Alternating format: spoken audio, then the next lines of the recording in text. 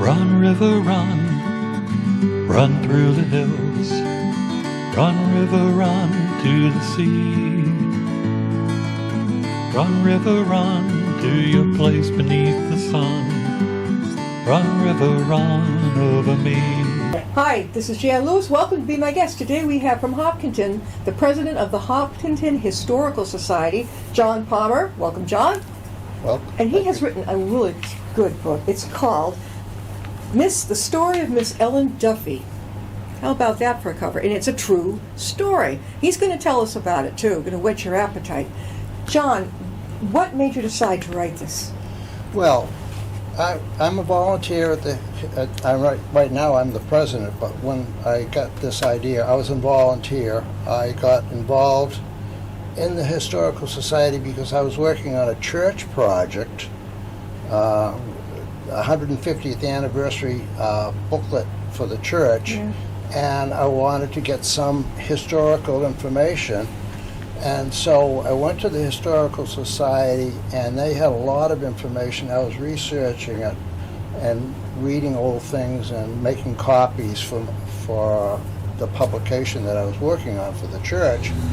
And the head person in the archives room of the Historical Society was moaning, saying, if we only had another volunteer. Yeah. And I was so thrilled by this historical collection. I says, I'm volunteering as soon as I'm done this church project. I'm your volunteer. And so maybe 6 months later or whenever the church project ended, I went and volunteered. So when was this? What year, John? 3 years ago, maybe. Okay. Yeah, recent. And the the Historical Society is open every Monday afternoon. There's 2 or 3 it's all volunteers. There's 2 or 3 volunteers, and I was doing probably the lowest rung on the totem pole. And somebody would come in. They want to know information about their relative or their historical past. And I would get the assignment. I'm a pretty good researcher. Yeah. So I'd get the assignment and go and find it. And if I found something and the people were very happy, it made me happy. And that's what turns me on, being able to help somebody else's problem. I can solve it. And they think I'm wonderful. That helps. But it's just, it's just the way it is. And I kept doing that, and I'm still doing it. I'm in there every Monday doing exactly the same thing. But the Historical Society, our last president just sold their property in Hopkinton and have moved to the Cape. Wow. And it was sort of unexpected. Yeah. And she had to resign, and nobody wanted it. And one of the senior people on the Historical Society used to be the president, and she didn't want it anymore either because it takes a lot of time. And she's a college professor, and she's busy anyways. So I said, I'll do it. I told him, I'm 82 years old. You're just a kid. I'm 82 years old, and I love this stuff, but, you got to take what you get. Yeah. So I'm doing it. How long? So let's get back to the book. Yeah. How long did it take you to write this book? So on our Mondays, I'm looking. If there's nobody comes in, I start poking through the files. And one day I poked through this Ellen Duffy file, and all these newspaper articles that was the basis of this book were all paper clipped together, had been photocopied, were all paper clipped together. I read the first one, and I couldn't believe what I was reading. I read the second one, and I started talking. I don't talk out loud. I started talking out loud. That's good. That's a good sign. And I kept reading. I said, "This is unbelievable. This story." And this was a 100-year-old event. Yeah. So it's not you don't hear about this walking down the street because this all happened 100 years ago. Who would know, right? And sure. Yeah. And well, some people did know. I'll tell you about that. But I said, "This is interesting." I started taking notes, and then I had the idea of borrowing that paper-clipped book of photographed newspaper articles. I took them home, and I was thinking about what I'm going to do with this and how I was going to do it. And then I came up with the idea putting the headlines down, because the headlines were inflammatory. They would tell you a lot. And then I read every article, and I copied verbatim parts of them. There was a lot of repetition, so I didn't, do all of it. It's not every article, every word in every article, but it's nothing made up. It's all as printed now. And it tells a nice story. Yeah. I love the picture of her. Yeah. Miss Duffy, what was her first name? Ellen. Okay, Ellen Duffy. They call her Nellie. I don't know if you can see it very well, but that was saved right there in the stuff that you found. Yeah. And she was involved in the school war in Hopkinton. How did this all begin? Well, that's interesting. So we had, at that time, the school committee consisted of 3 people, chairperson and 2 other members, and the board of selectmen consisted of 3 people, the chairman and 2 other members, and both chairpersons were tyrants, just happened to be tyrants. The chairperson of the school committee had a falling out with one of the members of the elected members of the school committee, and nothing was getting done, but the chairperson was a dictator. Great.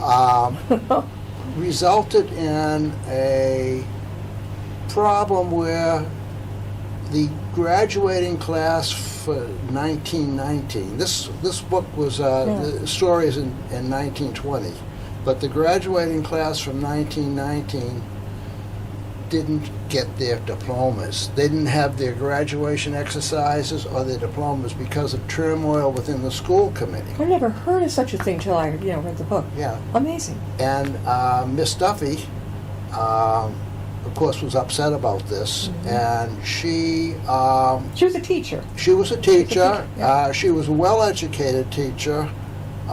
In high school, John? Was it high school? This is high school. High school, yeah. She was an English teacher, and I believe an Latin teacher, but she was definitely an English teacher in Hopkinton High School. She was probably the most qualified person they had, and she was younger. She was probably only a few years out of college. But she tangled with the chairperson of the school committee, and so there's a falling out there. And he basically wanted her to be out of his life, so he could continue to have strong control over everything. And so this led to her being on I call it trumped up charges, but her being fired. Yeah. Now she taught on the book. Yeah. And this is the Hopkinton High School. Yep. But and now what is it now? It's an office building. Yeah. That's old. Was that 17 or 18? It was. It says on the front 1895. Oh, okay.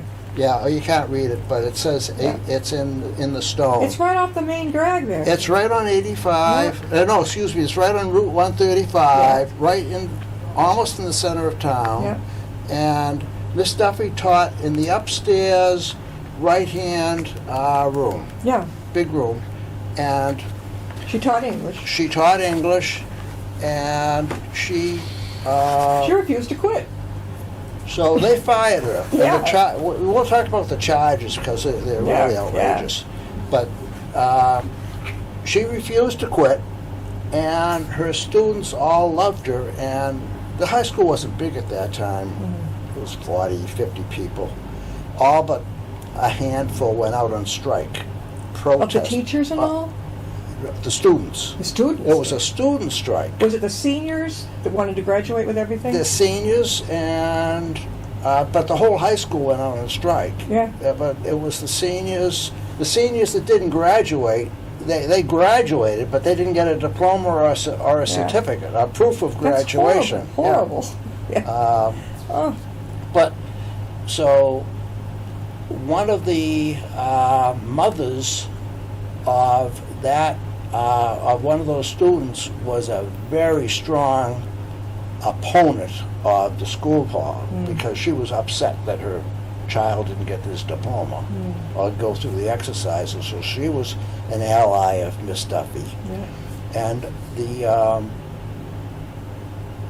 the students all went out on strike, and they said they were not coming back until Miss Duffy is reinstated. Yeah. So we have this is the start of the school war, and this goes on.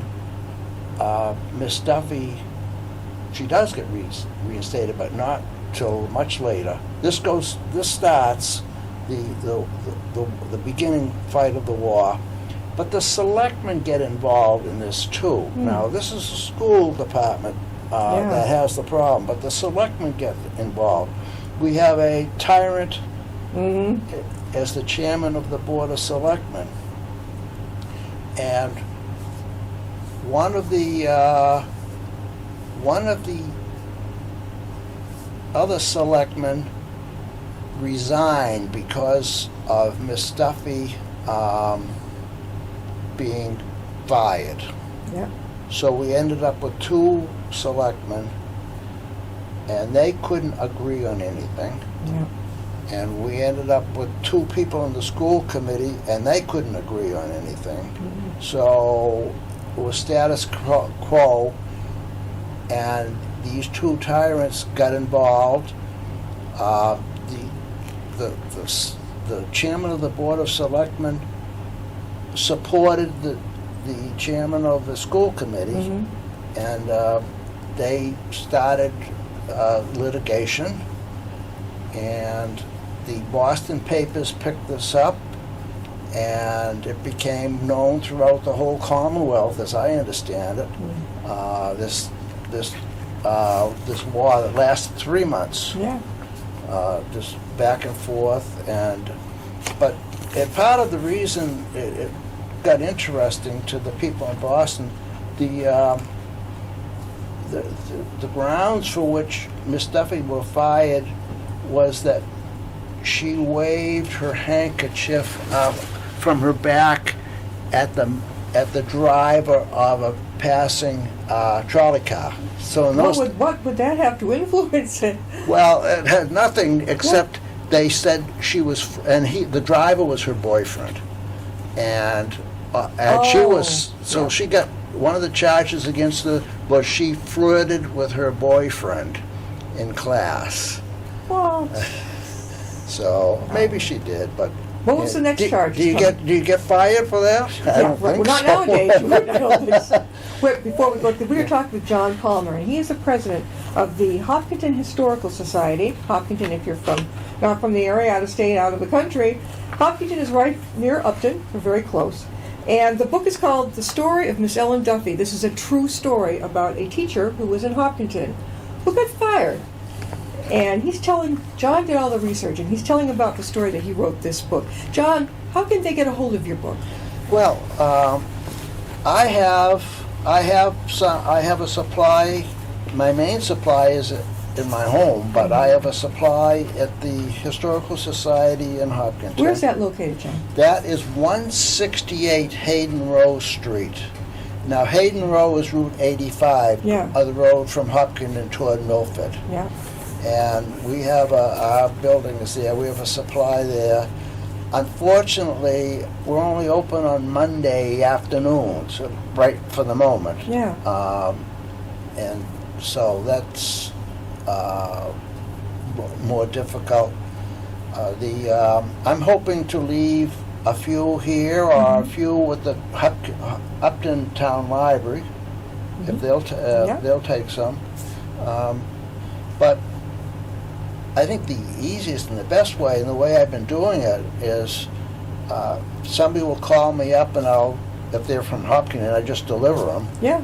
And or I'm mailing a lot of them. You've been giving presentation, the same presentation at the Historical Society? I think I have given one of these on Hopkinton's cable TV, HCAM. I gave a presentation on this.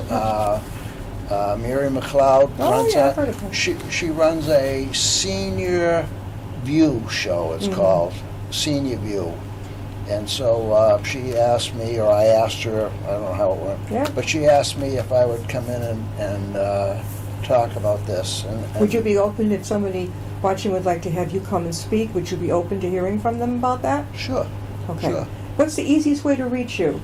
Email? Yeah, email, John Palmer 87 at verizon.net. Now, John, what were that wasn't the only charge against this young lady, this teacher. What were the others? Okay. So we had a charge of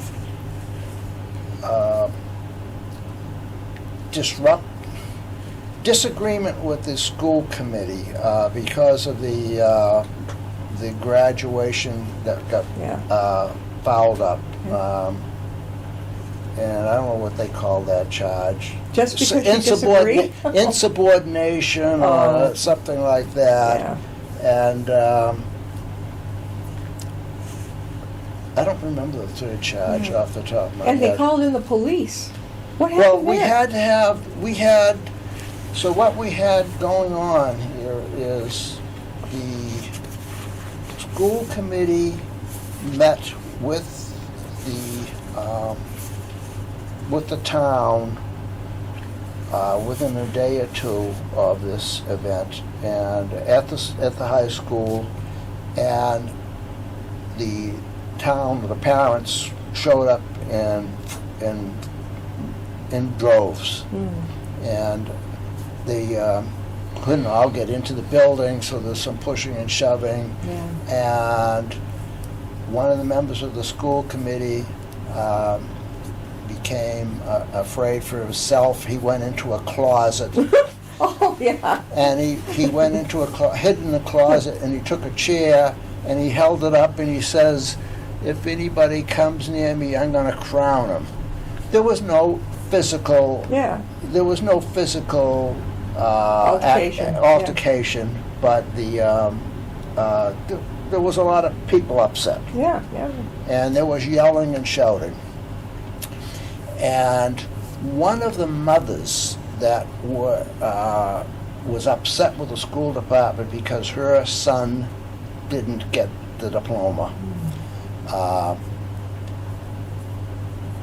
was so upset that she called the chairman of the Board of Selectmen. No, I've got this wrong. The chairman of the school committee. She called him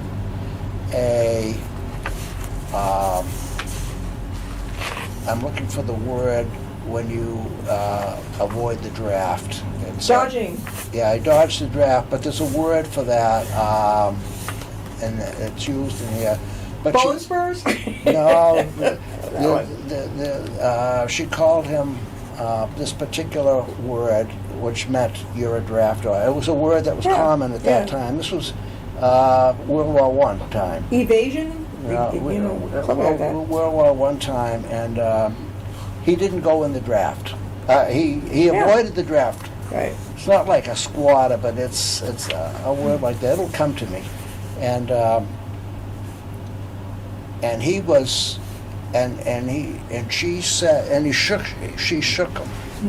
She said, she called him you, whatever the word is, and so that led to, wasn't an altercation, but it was a charge that was brought against her.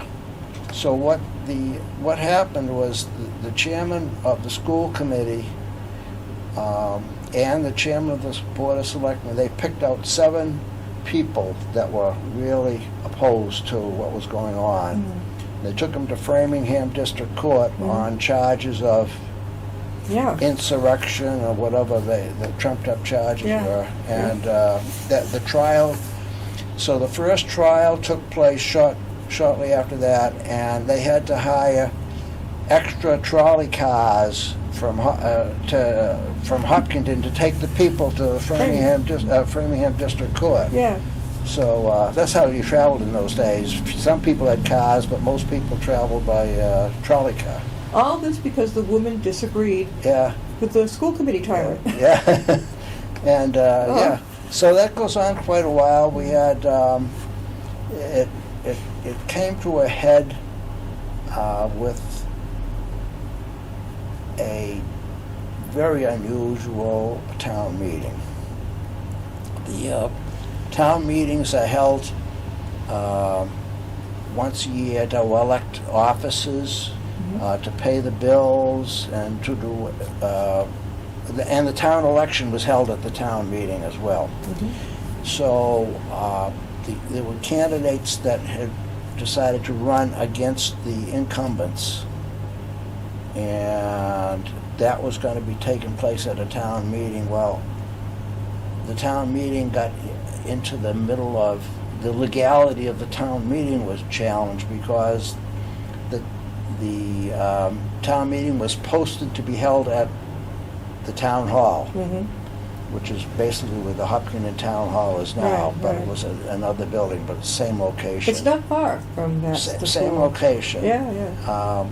And the chairperson of the Board of Selectmen got into the act at this point because he was his role. He was being challenged, so he took this. The meeting was held for a certain day, certain time, and a certain day, and this chairperson's name was Carr, Edward Carr. He went to the town hall that day earlier and bolted the doors locked, and he was behind the doors. Yeah. And he wouldn't let anybody in. And the legality that he was using is the meeting was called for the town hall. He wasn't going to let anybody in the town hall, so they couldn't hold a legal meeting. Yeah. Because that's where it was posted. Yeah. So that was a problem. But Hopkinton had a very sharp town attorney that had sided with the Miss Duffy and sided with the people that were. Did she have to pay the lawyer herself, or did the school take care of that? The town? I don't think that came up. I wonder how a school teacher. Hiring a lawyer is a lot of money. This town attorney was a actual practicing attorney. I think he might have been retired. I think he worked for one of the larger Worcester law firms at the time, and or what he would when he was practicing. His name was Riley, and but he was very smart. So he got on the phone, at the on the town hall steps. Had to call the Massachusetts Secretary of State or a senior Massachusetts officer to see if the if the meeting could be moved to the building next door, which was a private club building. It was today it's the Masonic Hall, but it was another club that that was their building. Now, Selectman Donahue joins the Hopkinton Rebels in support of Miss Duffy. Yeah. This is just the beginning of the book. I mean, it goes. I love. Did you use the titles from newspaper articles? Yeah, all the headlines verbatim. I didn't change a word in those. Hopkinton's riot trial packs court. Laughter greets Rose. She's got and there's all these older pictures of the people, the 7 defendants, and Miss Duffy again. This is quite a story. We're talking with John Palmer, and he is the president of the Hopkinton Historical Society. And he has written this book. He did a lot of research, and it's a true story. The story of Miss Ellen Duffy. She was a teacher in Hopkinton, and She didn't get along too well, and it's not her fault, with the head of the selectmen. No, the head of the school committee. And gave her a rough time, wanted to fire her. And she didn't want to quit. And this is the story of what her people defending her, a lot of parents, wanted her back teaching their children. So threats of a lynching in a Hopkinton case, charged and denied. It's just amazing. Yeah, but it got wild. It got very wild.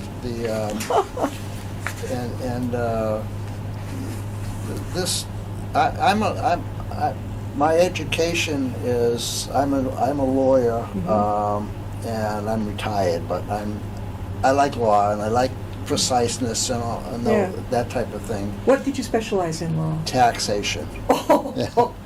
Oh my God. Unfortunately, with the way things move, everything I know is obsolete at this point, because that's one of the areas of law that constantly under change. Yeah. But anyways, but I like precise things like law. So the Secretary of State said you can move the town meeting across to this hall, and so they had the vote. They had the vote there. The people came in. They voted, and they voted for the candidates that supported Miss Duffy, and they won landslide. I like this. The Hopkinton school superintendent would shoot. Boy, it was getting very hairy. Yeah. I wouldn't want to have been living around that time. We've got about 4 minutes left, Okay. John. I want to now. Don't give away the ending. Okay. Threat to kill heard in school. Charged amended in School Road. Calling meeting in spite of the board. Warrant for special town meeting startles Hopkinton.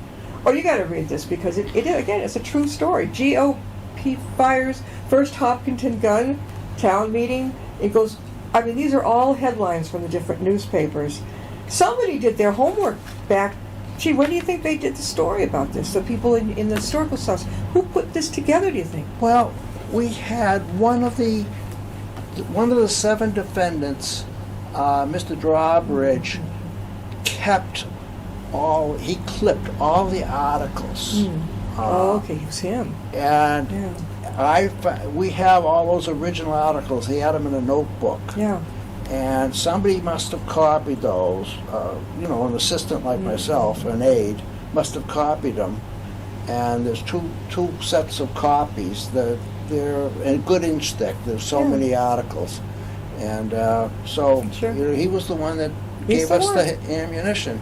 John, somebody would like to get a hold of your book as well as maybe get a hold of you again. Can you tell viewers how to do that? I think the best way is to email me, John Palmer, all one word, 87 @verizon.net. I'll give you my phone number gladly. It's 508-435-4955, and we'll make arrangements. I think if you're in Upton, I'll mail it to you. How's that? Yeah. And you're there in the Historical Society in Hopkinton on Mondays? Monday afternoons, 2 to 5. Okay. Where is it located again? It's 168 Hayden Rose Street, Hopkinton. Did you grow up in Hopkinton? I grew up in Concord, Mass. Okay. But we've lived there. We got married in 1959, and we moved to Hopkinton in 1961. Yeah, well, that's a long time to live somewhere. Yeah. All right, again, The Story of Miss Ellen Duffy by John L. Palmer. He is the president of the Hopkinton Historical Society. Go downstairs to the Upton Library if you want to borrow a copy, whatever, okay? And then, of course, you can always reach John and have a good talk with him. Well, we just touched a part of this book, but it's a true story of a teacher in Hopkinton who got fired and did not want to, and she should not have been fired. And she had to fight the system. Go, girl. Yeah. Thank you, John, for being with us. Well, thank you very much for having me. We'll see you next time and be my guest. Okay,